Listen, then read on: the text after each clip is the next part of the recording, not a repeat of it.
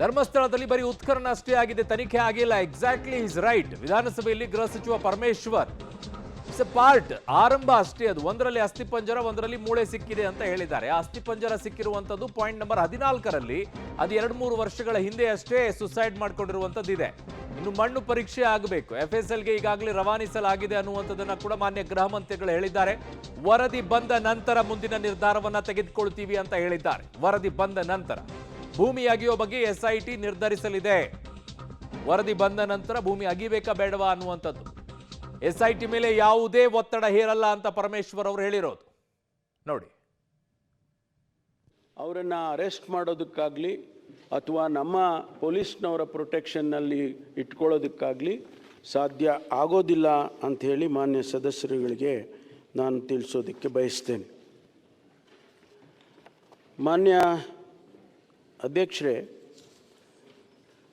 ಈಗ ತನಿಖೆ ಬಹಳ ಗಂಭೀರವಾಗಿ ನಡೀತಾ ಇದೆ. ಈಗೇನವರು ವಿಟ್ನೆಸ್ ಪ್ರೊಟೆಕ್ಷನ್ ಆ್ಯಕ್ಟ್ನಲ್ಲಿ ಹೇಳಿದರು ಅದೆಲ್ಲವನ್ನು ಕೂಡ SITನವರು ಅವರಿಗೆ ಮಾಡಿದ್ದಾರೆ.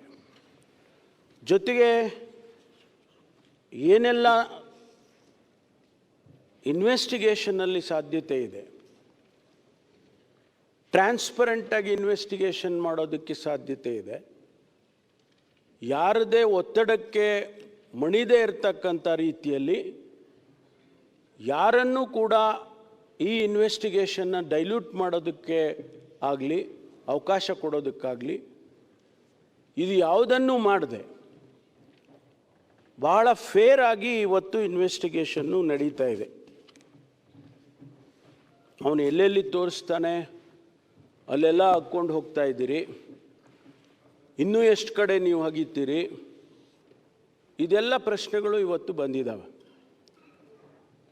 ಅವನು ಇಡೀ ಧರ್ಮಸ್ಥಳದ ಪೂರ್ತಿ ಎಲ್ಲ ತೋರಿಸಿದರೆ ಅಗಿಯೋದಿಲ್ಲ. ಆದರೆ ಈಗೇನು ಅವನು ಹೇಳಿದ್ದಾನೆ ಆ ಸ್ಥಳಗಳನ್ನು ಮುಂದಕ್ಕೆ ಈಗ ಒಂದಿಷ್ಟು ಸಂಖ್ಯೆ ಎಲ್ಲ ಆಗಿದೆ, ಮುಂದಕ್ಕೆ ಹೋಗಬೇಕಾ ಬೇಡವಾ ಅನ್ನುವ ತೀರ್ಮಾನ ನಾವು ಮಾಡೋದಿಲ್ಲ, ಸರ್ಕಾರ ಮಾಡೋದಿಲ್ಲ. We have given the freedom for the SIT and SIT only will decide whether to go forward or not. ಎಲ್ಲವೂ ಕೂಡ ಫೇರ್ ಆಗಿದೆ ಅಂತ ಹೇಳ್ತಾ ಇದ್ದಾರೆ. ಐ ಆಮ್ ಸಾರಿ ಮಾನ್ಯ ಗೃಹ ಮಂತ್ರಿಗಳೇ, ತನಿಖೆ SIT ಅವರು ಫೇರ್ ಆಗಿರಬಹುದು, ಬಟ್ ಈ ವ್ಯಕ್ತಿ ಸಂಜೆ 6 ಗಂಟೆ ಆದ ನಂತರ ಯಾರನ್ನ ಭೇಟಿ ಆಗ್ತಾ ಇದ್ದಾನೆ ಅವ್ನು ಕೊಡ್ತಾ ಇರುವಂತ ಇನ್ಫಾರ್ಮೇಶನ್ನು ಕೆಲವು ಸೋಷಿಯಲ್ ಮೀಡಿಯಾಗಳಲ್ಲಿ ಇವತ್ತಿನ ಗುಂಡಿಯಲ್ಲಿ 15 ಬಾಡಿ ಸಿಕ್ತು, 6 ಬಾಡಿ ಸಿಕ್ತು, 8 ಬಾಡಿ ಸಿಕ್ತು ಅಂತೇಳಿ ಸೋಷಿಯಲ್ ಮೀಡಿಯಾದಲ್ಲಿ ಹಾಕ್ತಾರಲ್ಲ, ಅವರ ಮೇಲೆ ಯಾವ ರೀತಿಯಾದಂಥ ಕ್ರಮವನ್ನ ತೆಗೆದುಕೊಳ್ತಾ ಇದ್ದೀರಾ?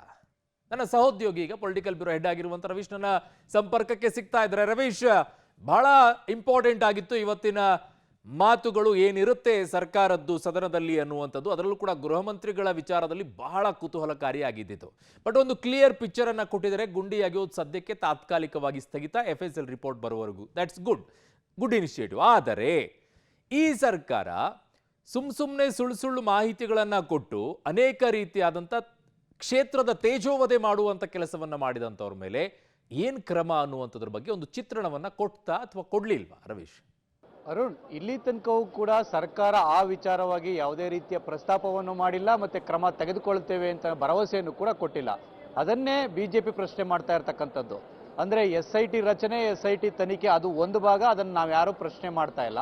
ಆದರೆ ಅದರ ಹೆಸರಿನಲ್ಲಿ ತೇಜೋವಧೆ ಮಾಡುವಂಥವ್ರು ಯಾರಿದ್ದಾರೆ ಅವರನ್ನ ನೀವು ಒಂದು ರೀತಿಯಲ್ಲಿ ಒಳಗಡೆ ಹಾಕ್ಬೇಕಾಗತ್ತೆ, ಅವರ ವಿರುದ್ಧ ಕ್ರಮ ಏನು ಅನ್ನೋದನ್ನೇ ಪ್ರಶ್ನೆ ಮಾಡ್ತಾ ಇದ್ದಾರೆ. ಅಂದ್ರೆ ಮುಸುಕುದಾರಿಗೆ ಜೊತೆಗೆ ಇನ್ನೊಂದಷ್ಟು ಮುಸುಕುದಾರಿಗಳು ಹೊರಗಡೆ ಇದ್ದಾರೆ. ಹಾಗಾಗಿ ಅವರನ್ನ ನೀವು ಒಂದು ರೀತಿಯಲ್ಲಿ ಪ್ರಶ್ನೆ ಮಾಡಬೇಕು, ಮತ್ತೆ ಅವರ ತನಿಖೆ ಮಾಡಬೇಕು ಅಂತ ಕೂಡ ಆಗ್ರಹಿಸ್ತಾ ಇದ್ದಾರೆ.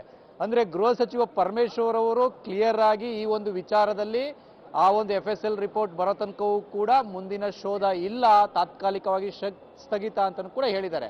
ಆದರೆ ಯಾವುದೇ ರೀತಿಯ ಮಧ್ಯಂತರ ವರದಿಯೇ ಇಲ್ಲ ಅನ್ನೋದನ್ನು ಕೂಡ ಸ್ಪಷ್ಟಪಡಿಸಿದ್ದಾರೆ. ಜೊತೆಗೆ ಟೈಮ್ ಲಿಮಿಟ್ ಅನ್ನ ನಾವು ಮಾಡೋದಕ್ಕೆ ಬರೋದಿಲ್ಲ ಅನ್ನೋದನ್ನು ಕೂಡ ಅವರು ಸ್ಪಷ್ಟಪಡಿಸ್ತಾ ಇದ್ದಾರೆ. ಜೊತೆಗೆ ತನಿಖೆ ಅಂಶಗಳು ಏನು ಅನ್ನೋದು ಕೂಡ ನಮ್ಗೆ ಬಹಿರಂಗಪಡಿಸೋದಕ್ಕೆ ಆಗೋದಿಲ್ಲ ಅಂತಲೂ ಕೂಡ ಸ್ಪಷ್ಟಪಡಿಸ್ತಾ ಇದ್ದಾರೆ. ಹಾಗಾಗಿ ತನಿಖೆ ಇನ್ನಷ್ಟೇ ಆರಂಭ ಆಗಬೇಕಾಗಿದೆ, ಇನ್ನೂ ಉತ್ಖನನದ ಸ್ಟೇಜ್ನಲ್ಲಿ ಇದೆ. ಹಾಗಾಗಿ ಆ ಮಾಹಿತಿ ಕೂಡ ನಮಗೆ ಬಂದಿಲ್ಲ ಅನ್ನೋದನ್ನಷ್ಟೇ ಹೇಳಿದ್ದಾರೆ.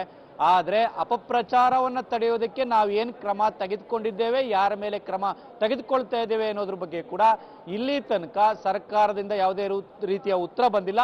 ಆ ಕಾರಣಗಳಿಗೋಸ್ಕರವಾಗಿಯೇ ವಿಧಾನಸಭೆಯಲ್ಲಿ ಬಿಜೆಪಿ ವರ್ಸಸ್ ಕಾಂಗ್ರೆಸ್ ನಡುವೆ ಒಂದು ರೀತಿಯಲ್ಲಿ ದೊಡ್ಡ ಮಟ್ಟದ ಗದ್ದಲವೇ ಏರ್ಪಟ್ಟಿತ್ತು. ಹಾಗಾಗಿಯೇ ಸದನವನ್ನು 10 ನಿಮಿಷಗಳ ಕಾಲ ಮುಂದೂಡಿರ್ತಕ್ಕಂಥದ್ದು. ಅರುಣ್. ಓಕೆ.